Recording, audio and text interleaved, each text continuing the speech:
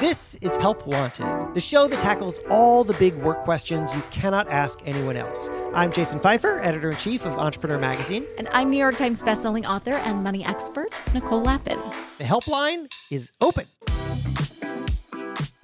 Today, we have two people calling the helpline. It's me and Jason. We'll share more details in a second, but a preview is Jason and I are both negotiating with people we're friendly with, and we're both feeling stuck.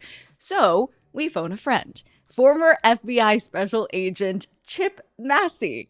I know that sounds kind of funny. Like, why would you need a former hostage negotiator to help you talk to a friend? But when you're really stressed about saying the right thing, you want to call in the career pros. And Chip is the ultimate pro at this. Here's our negotiating session. Chip Massey, welcome to Help Wanted.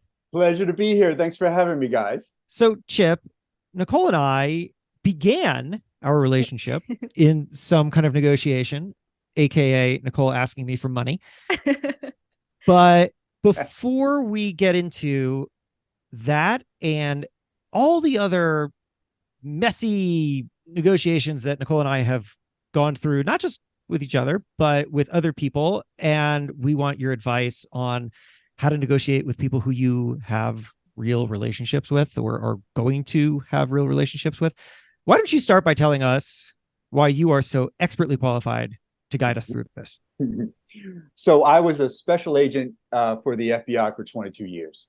I started off my career at the Washington field office, where I was assigned to essentially chase spies for a period of time.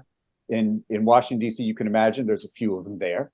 And eventually I transferred to our New York field office, which I remained for the entirety of my career.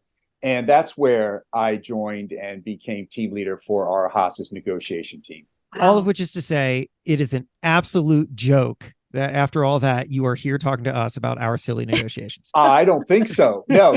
And can I say, people often say that to me. It's like, wow, though, I mean, you're talking to me about, like, we'll be talking to, CEOs and so forth about their problems, their concerns. And they're like, but, you actually dealt with life and death. And that's nothing to what I'm dealing with. I'm like, this is all relative, because the person in the business world, in the context of whether you're just starting out, whether you've been in there for a while, is still dealing with issues that are so vital to them.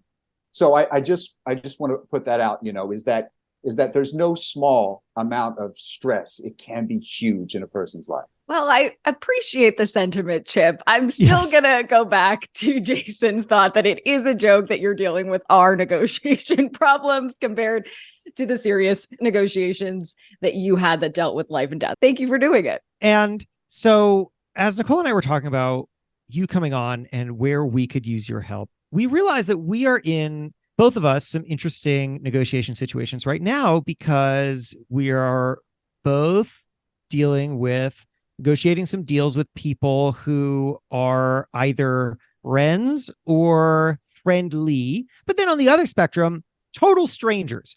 And it also reminded us that that's, of course, how we began, which is what I teased out earlier. So why don't we start with that? Nicole, do you want to remind us about that? Gosh, how long ago was this? It feels like a million years ago. I got an email from, I believe, a publicist at the time for the book tour that I was on, saying that Fancy Entrepreneur Magazine had an opportunity to do a video series of some sort. And I said, cool, like a video series, that sounds like more than just an article or a press hit. That sounds like, part of my expertise. I've been an anchor, like I get paid to do video series. So I said, well, do they have a budget? Or like, I'll ask, I don't care. And so I think, did I email you and just say what directly? Cool. So I just decided that I was going to email the big honcho over at the magazine and say, what did I say? Hey, Jason, nice to meet you. What's your budget for this video? I think you asked what my day rate was. Okay, cool. Also, like in the SAG-AFTRA, that's a union that I'm part of, there's a day rate. Like, so I said, Jason, what's your day rate? Yeah, and we had a budget of 0 for that. And then what did you say? I think that's what I said. I didn't know whether you were lying or not. right? Oh, yeah, Like that's true. you could have said, I don't have a budget, which often happens. And then sometimes I kick it over to somebody else on the team and magically like a budget is found. Yeah. So now that I know you, I know that the answer was really like, I didn't have a budget, period, the end. But how was I supposed to know that, Chip? Right. Or like, so, when do you push back and maybe there is a magical budget? And Chip, let's call this scenario number 1, which is strangers connecting. Possibly there's some value here, but you don't know what to trust. And then we can get into like scenario number 2, where we get deeper into an existing relationship. But right now we're just talking strangers. We were strangers. Yeah. So strangers. So here's where it all comes down to is you're on the right track with, like Nicole, you were saying, I didn't know if I could trust Jason, right? He could be lying. He is very untrustworthy. Right? Like he's a bit sketch. I get it. But what you do is that you ask the question, and we have to get comfortable with being uncomfortable. You've heard that. But being able to ask Jason, say, look, okay, what's your budget? And let it hang. Let him come up with something. Being comfortable with dead air is a value, right? Okay, so what's your budget around this? Well, I'm not sure. We're still talking about there may not be enough for this. And your next thing after you let that hang is going to be, well, are you willing to say, okay, well, when you figure it out, let me know, right? You have to be willing to be able to do that. Now, what are the consequences of that? All right, I could lose out on this opportunity. That's a possibility. And you have to equate. Is the money more important than the exposure to Jason? He's a connector. That might be more valuable than money, right? So all those things, you have to weigh in. But you push until somebody tells you no. And it's okay, right? People spend money on what's important to them, right? So if you can put your value out there, and again, they have to believe it's important to them. So part of that, your job is to convince that person that you're of value, that you are worth the money, or you are worth, hey, can you introduce me to 10 people that are in your network that would really help my career? You can do trade-offs. What I often caution executives when they are like so in a negotiation phase and they're so tied to a number, they're like, if I don't bring this number back, I'm in trouble. And that's all they can see. That's their focus. Problem with that is when they're so focused on that number, they're missing out on the creativity that exists on the outside of that. So, Nicole, you noticed that Jason had other value for you, and you wanted to explore that and figure what that was. I'm just putting words in your mouth. I don't know what you did. But the thing is that there are other ways of getting value. It might be you need money, and okay, saying yes to something is saying no to another thing. But explore, have that creativity. By the way, Chip, if I recall, and I could be incorrect, that Nicole did do some version of that, in that I think, Nicole, at the time you had filmed some videos and were looking for distribution for them. And so you pivoted off of money and into, could entrepreneur distribute these videos? Smart. Yeah, great idea. Because the thing is, like, me not having a budget for that project with you wasn't to say that we don't value you. It was instead to say that I just literally don't have the money right now. Right? Like, a thing that I don't have is money for you for this. But that's not to say I don't value you and therefore couldn't find some other way to create value for you that was outside of the one limitation I have, which is that I don't have the money. And sometimes I think of this during other negotiations with like speaking, where Walmart or whatever is saying, I don't have a budget. I'm like, that is an actual lie. But okay, I'll take your lie and I'll ask for something else that you could give me. And then the question for me, Chip, becomes, do you push on that a little bit, or do you just explore their universe more and find something that is of value to you that might be easier for them to give? Nicole, and I think Jason's heard this, is that as a hostage negotiator, I never negotiated with anyone, not one person. My job was to convince that person to value what I valued.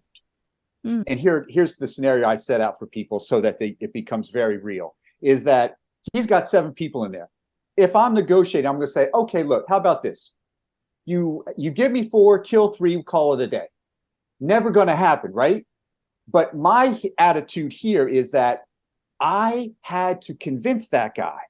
I had to convince him to put the gun down, release the hostages, and then surrender to me. Now, I didn't do that by haggling over money, by talking about his getaway or anything like that. I had to open up a dialogue. I had to open up a conversation. And more importantly, I had to listen to him. And what we say in our book is called forensic listening. And what we mean by that is that if we understand that every conversation has its own nuggets, has its own thing, people are trying to tell us what is important to them. Your conversation with Walmart, you're saying, should I have stuck with the money or explored that universe a little bit? Absolutely. You want to get to is that in your forensic listening, you're going to ask a bunch of open-ended statements to them, a bunch of open-ended questions. You're going to find out like, okay, well, what's your audience like? And who's going to be there when I speak? And what markets do they represent? You're going to listen. And then what is in this for Walmart? What are your guys, major points that you're trying to get out of this engagement? Start at, okay, and who are the sponsors? Who might be behind that? Asking more questions, allow them to talk. Anytime somebody was talking to me in a hostage crisis, I'm winning because they're sharing information. First they're going to talk in generalities, but the more you can guide them to specifics and make them comfortable, getting to the truth of the matter can make people uncomfortable. But if you make them feel good about that, that's the other side of this, is that we call targeted validation, is that you have to get people comfortable with telling you more information, whether that's through true compliments. Paying attention to people, listening to what they say is actually a huge compliment. You both are super busy, right? You're scheduled out the Yahoo. So what you got to do is tell that person, say, listen, I just want you to know is that this conversation is important to me. And I really value your time, especially considering all the things that you're dealing with. So I just wanted to ask you a couple of questions. Is that all right? It's the idea is that people want to share with you, but you have to make them comfortable and feel good about it, is the other side. And how do you know if that person is lying to you? Are there tells? Probably in real life. I've heard like when your eyes look away. I don't know if that's a thing. Tell me more about that. I've always been fascinated. But on email or on Zoom, it's much harder. Are there tells that somebody is withholding information or just flat out lying? When somebody goes vague, there's usually a reason for it, right? So I'll give you an example. So during my interviews or interrogations, and I'm talking to who I think is the person responsible for the crime, let's say the mastermind. Mastermind. We never said mastermind, but I just threw that in. And I'm talking. Yeah, what did you call them? If you don't call them a mastermind in the real world, what are they? Person of interest. We call him. He's our target, right? He's the subject of the investigation. Got it. One of the things that I would start with is when people start off and they're very detailed, like, okay, well, I woke up that morning at 8:15 and then I got in my car at 8:20. I remember my favorite song was on the radio. And then when they get to like where we think the crime happened, around the time frame the crime happened, they'll say, yeah, I remember, I pulled into a parking lot and then I was in the office. Yeah, that's what happened, right? There's kind of the yada yada kind of effect there. So when people go vague, there's a reason for it. Either they're uncomfortable talking to you about it, or there's an element there that, they're just not ready to share, or there's deception. Stick around. Help Wanted will be right back. Welcome back to Help Wanted. Let's get to it.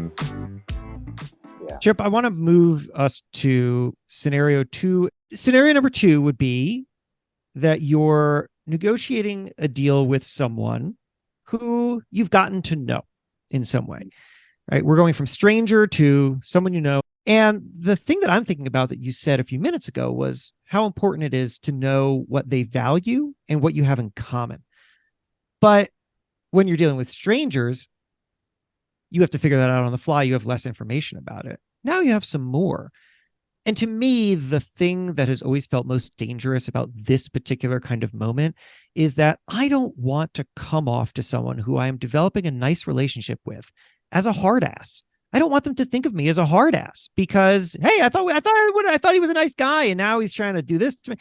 So, like, broad strokes, Jason and I are both dealing with a negotiation with an acquaintance, like friendly a business. Acquaintance. Yeah, friendly business person. Hi, you're not listening, right? Exactly. So Jason is potentially working on a project with a friendly business acquaintance, and he believes the revenue split should be different. I am working on a contract with a friendly business acquaintance about doing a show with our network, and their lawyer is a super hard ass and like is just ripping apart the contract in a way that feels beyond the spirit of the deal. We've already started the work and things like that.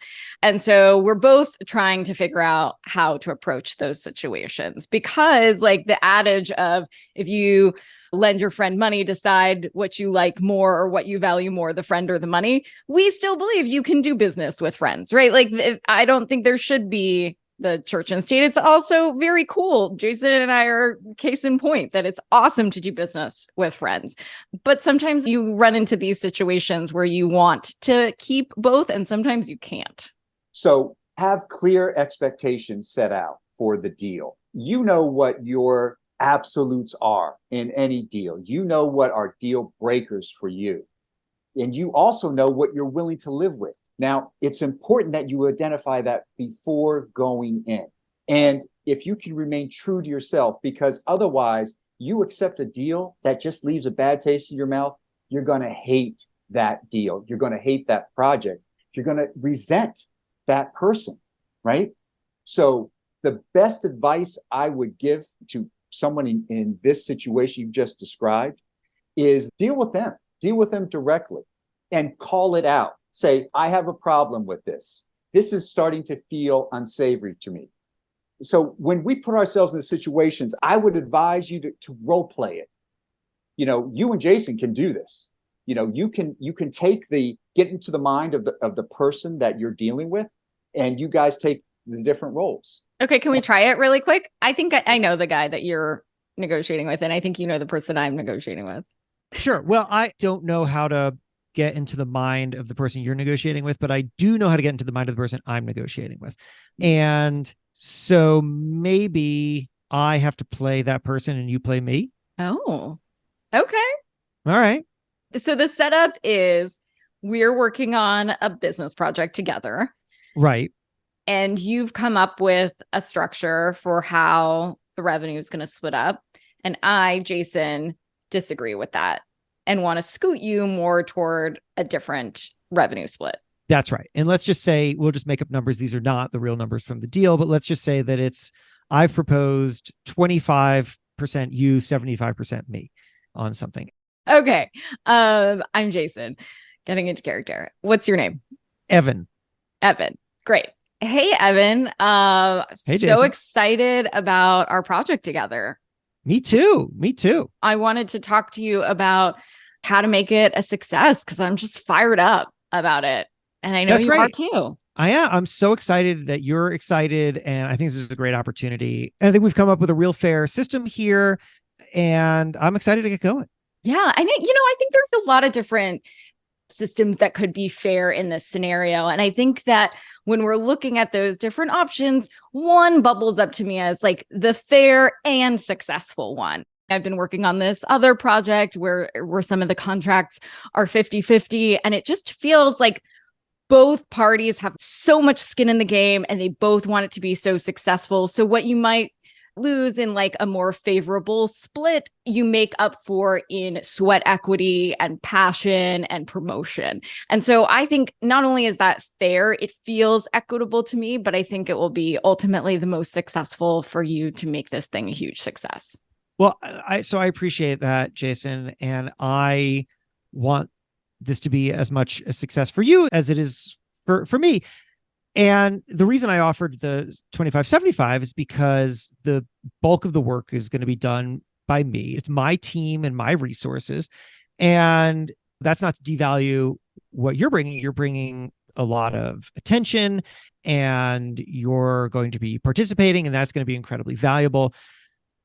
But what I'm offering is really a kind of better than standard deal for this kind of thing in the industry. And I need this to make sense for both of us, but I also need to make it make sense for my team. And I know that if I bring back a deal that feels just incredibly off other deals that we have, that people might not be so enthusiastic about it, or they might not understand it. And obviously I have to have a responsibility as much to you as I do to my team members in making sure that we're bringing in enough revenue to support everybody. So I'd love to see what else we could make work here, or what you really need to make this move forward. But I think a 50-50 is just not going to make the economics work.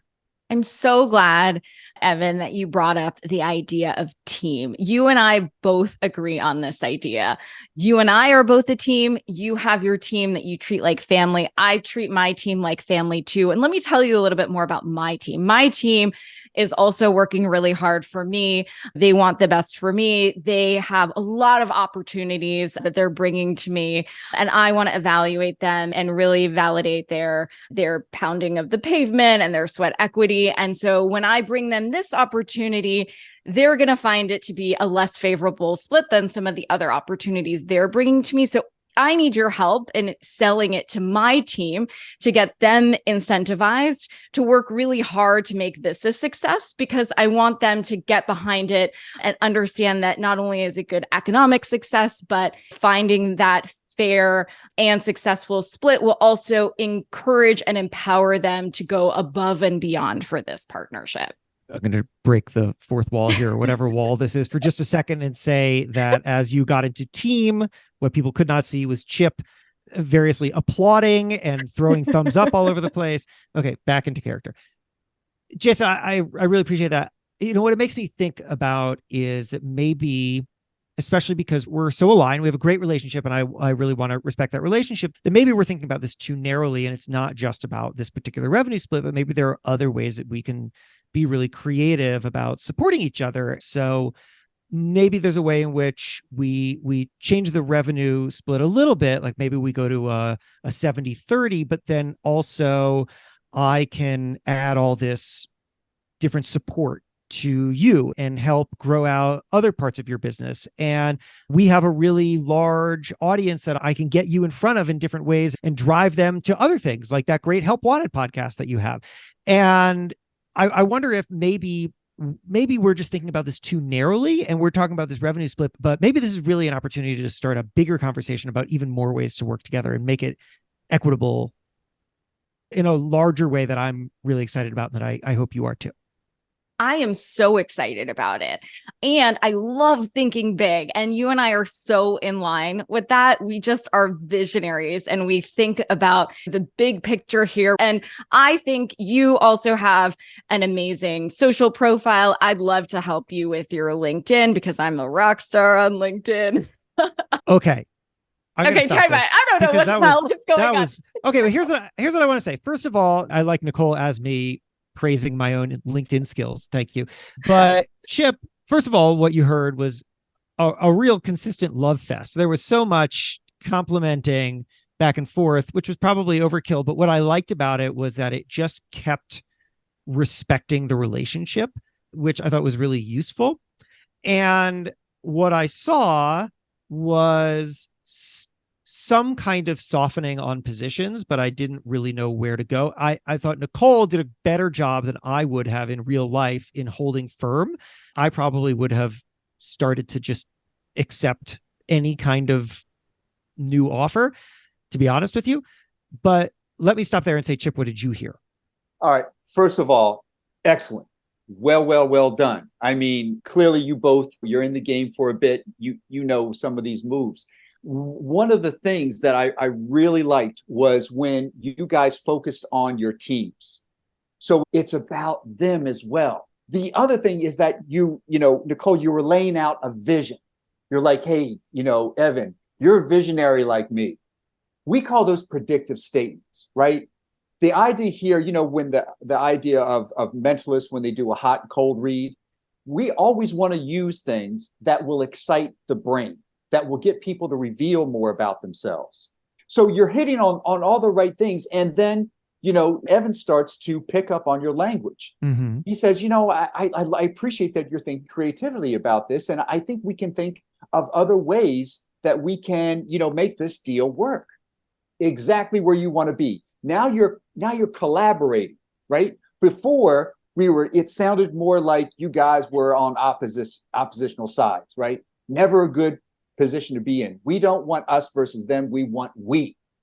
And we want your language to embrace that. So any chance you have a chance of dropping in we, us, the idea here is that you're appealing to what that is important to that other person. If you can do that in a way that doesn't cheat you, that you hit on all those, again, forensic listening, what is their holdout? You're going to get there. The more you're talking, asking him those questions, the more Evan has to respond to you. Information. And what we suggest, and it's in our book, Convince Me, is that we ask that you go in and take notes in a different way, right? You absolutely need to take notes about the points and to next actions and what everybody's going to do. We ask that you take notes from a forensic listening standpoint. And so we ask people to divide their page in 4 quadrants, right? And so what we have is the top quadrant, top left is emotion. And when the person is talking, like you had, Nicole, when you had Evan talking, what emotion is present? Where does he light up or where does he go dead? And you want to put that in there. Okay, he seems excited here, but he seems really afraid or fear, or that there's some reticence on this part. Whatever that emotion is, you write that down. Top right is going to be the theme. Evan went over a few themes with you, right? There were a few things that he kept going back to. Revenue lines, I'm assuming all the risk. So he's telling you, I got to make money and I'm concerned about my portion of the risk here. And I don't think it's fair, okay? Body positioning. Now, if you like here, we all have a line of sight on each other, right? Now, when I was hostage negotiator, it was on a phone, right? I didn't have a line of sight on the person, which to some ways is an advantage because I'm not focused on the distractions. But here you can see Evan. And at what point in the conversation is Evan start to show that he's uncomfortable? Like, where is he fidgeting more? Where is he like readjusting himself? Where might he just be going, showing you through his body positioning? Because we're never static. We're always in movement. Write that down. And the other is the voice, the pitch, the tone, and cadence. When we're excited, we go up, right? When we are losing gas on what you're talking about, I'm like, I just don't know. Our voice goes down, right? So we want to make notes on all 4 of those things. Why? Because we could say, we made some great progress here. Let's put a pin in this for now, and let's revisit that. What you're going to do in that point is that you're going to immediately take down all the notes that you can. Okay, he seemed to hit this theme. He's talking about risk, and then when I started talking about vision, he said, well, let's expand this. Let's think creatively. And I got him to move in that direction. Excitement, right? So you want to take down all those notes because you're going to return to this person. You have a relationship with Evan, and you want this deal to work. So you're going to go back armed now with a whole bunch more information about what's important to him, his values, his strengths, the weaknesses, what he's excited, what he's not. And then you're going to hit on all those things that are so important and provide mitigation. Well, Chip, you've talked a lot about convincing here. Nicole, do you feel convinced? I feel convinced. I feel convinced. I'm convinced. Yes. Well, thanks, Chip. Thank you guys. It was fun. Help Wanted is a production of Money News Network. Help Wanted is hosted by me, Jason Pfeiffer. And me, Nicole Lappin. Our executive producer is Morgan Lavoie. If you want some help, email our helpline at helpwanted@moneynewsnetwork.com for the chance to have some of your questions answered on the show. And follow us on Instagram at Money News and TikTok at Money News Network for exclusive content and to see our beautiful faces. Maybe a little dance. Oh, I didn't sign up for that. All right, well, talk to you soon.